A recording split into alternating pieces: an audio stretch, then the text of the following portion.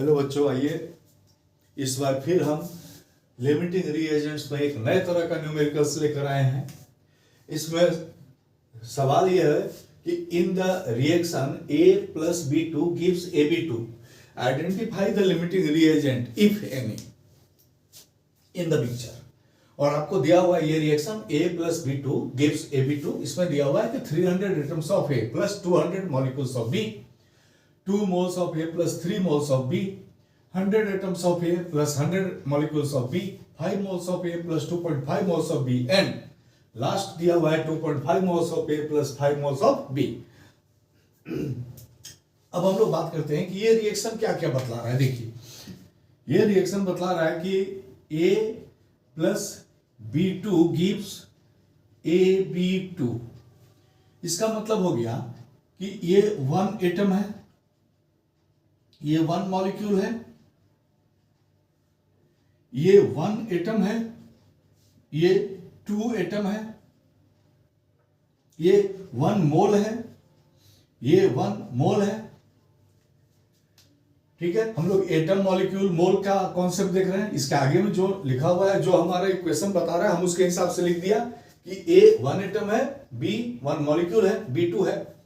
लेकिन A में एक ही एटम है और B में एक मॉलिक्यूल से उसमें 2 एटम है, B2 है।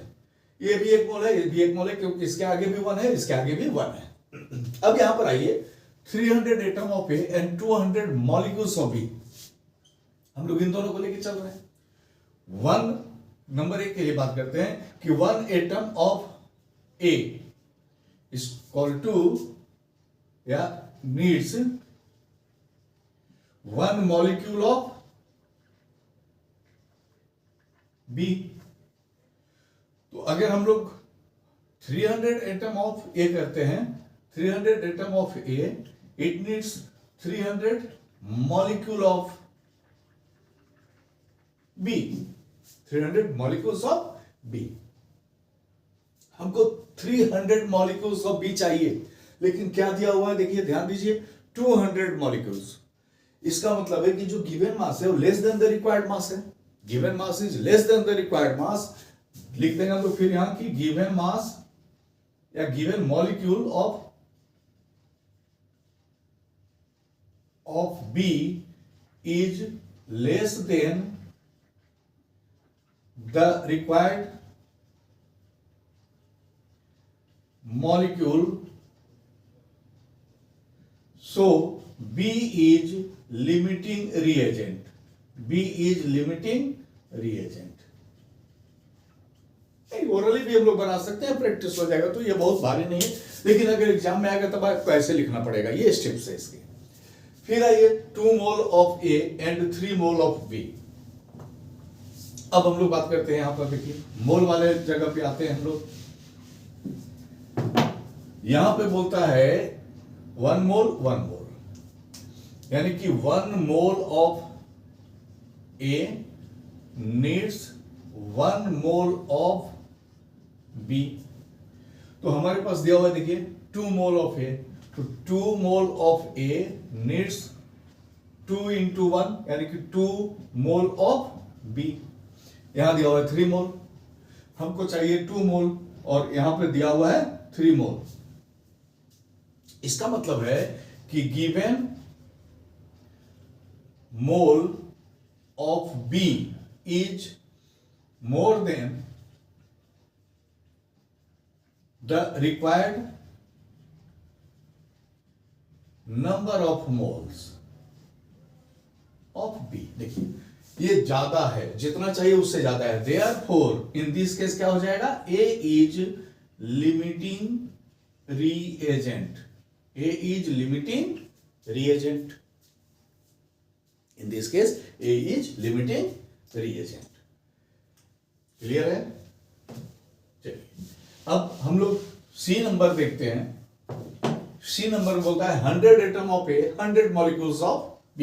अब देखिए एटम्स और मॉलिक्यूल्स का यहां पर है, तो हम लोग लिखते हैं कि 1 atoms of A needs 1 molecules of B।